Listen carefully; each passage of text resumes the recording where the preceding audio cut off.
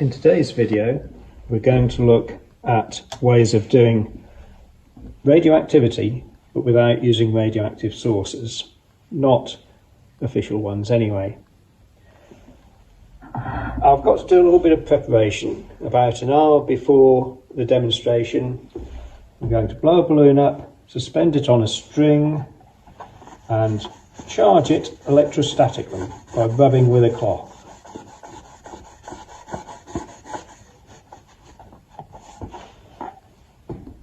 And I'm going to leave it for about an hour.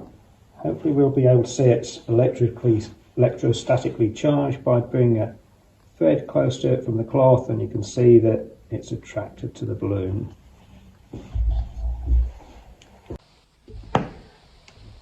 So the balloon that we've inflated is going to collect, because it's electrostatically charged, dust from the room and charged particles. And the dust and the charged particles are where most of the naturally occurring radioactivity will be in the room, either from radon, from naturally occurring ground, or the daughter products of these things which will end up in the dust. So we're going to take a background count. So we're going to start the timer, the scalar timer. We've got a Geiger-Müller tube attached to it, and we're going to start the stop clock. I'm going to take a count for 5 minutes. So in 10 seconds it's got to 4.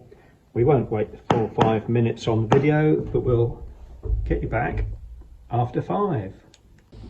So we're coming up to 5 minutes, and I'm going to stop it as we get to 5 minutes, and we've got a background count of 95 counts in 5 minutes.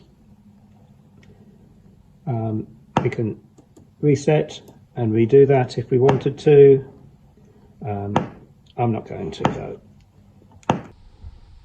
So the Geiger-Müller tube for this experiment, I've removed the protective cap. This is to protect the very delicate mica window on the end of the tube, and without it the tube is more sensitive to alpha particles, which will be the main type of radiation from this experiment. I've set it up, I've clamped the tube in a clamp on a stand, and about a centimetre or so above a piece of card. I'm going to take the balloon down.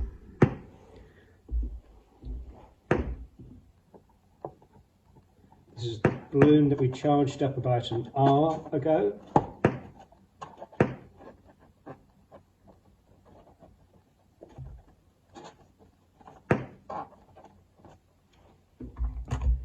And I'm going to carefully deflate it. So I've snipped a little hole on the part that isn't particularly stretched. As it goes down, I can make another cut to speed it up. We want to try and not have it completely bursting.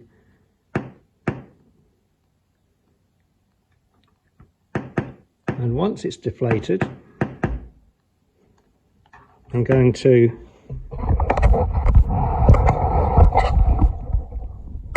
put it on the piece of card and just flatten it down.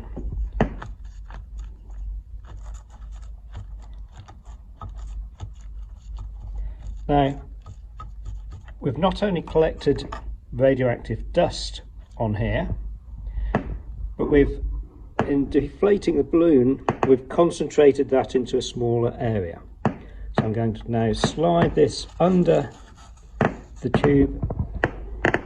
I'm going to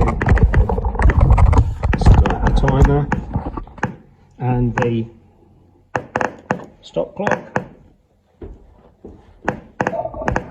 And you can probably hear we've got far more counts from the balloon.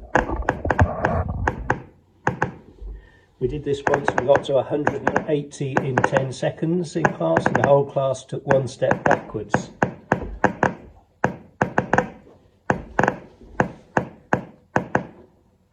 And we're going to take readings every 5 minutes. Now, it's not really practical to do these readings every 5 minutes for about 3 hours. So what we do is we've got a webcam, which I normally set up pointing at the scalar timer, the readings on it, and I've got a app on a laptop which takes a photograph every 5 minutes. So we can actually send the folder of all these photographs every 5 minutes to the students so that they can take the readings and plot a graph from the results. I'll stop this now and then restart it after 5 minutes, and we'll see where it's got to in 5 minutes. Remember, the background was it 95, I think? We'll see how far this one gets.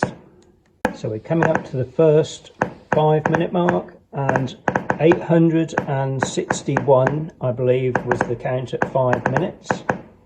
If we had the camera running and the time-lapse software, we would get a reading on the 5 minute time. So we would take our background reading of 95 from that, and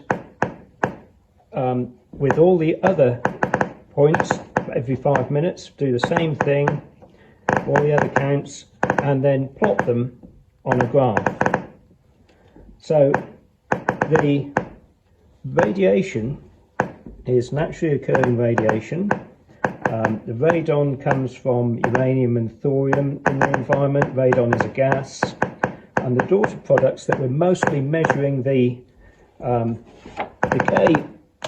decay of are mostly lead and bismuth isotopes, which then decay further. So the sort of graph we get, I could bring this up on a computer screen, but you might be able to see that there. I've got a spreadsheet I can plot that in and get the graph plotted. The half-life is normally about 45 minutes, so a 3 hour sample time normally works quite well. Now, the clear up afterwards. We've been working with radioactivity, and CLEEPs have a method for this that doesn't include the camera and time-lapse software, and it says it's not particularly reliable. The results do vary quite a lot on weather conditions and the type of room, but they do advise on the clear up. So their safety advice is, at the end of the experiment, dispose of the balloon and card in normal waste and wash your hands. And that's it, I think. They might say actually clean the tray as well, but the important bit is it's not particularly hazardous. You don't have to register the balloon as a radioactive source with the HSE. You don't have to do all the L93 if you don't have other sources. But if you've got the old kit of a Geiger-Müller tube and scalar timer, you can still do radioactivity, and you can still do a radioactive decay without the hassle of a protactinium source. One other thing you can do, you can put absorbers between the balloon and the counter, and it should reduce the count considerably. It should filter out the alpha, and it should reduce it even more if you use an aluminium sheet in there. The normal absorbers will do it, because there is beta decay in that chain of decay as well.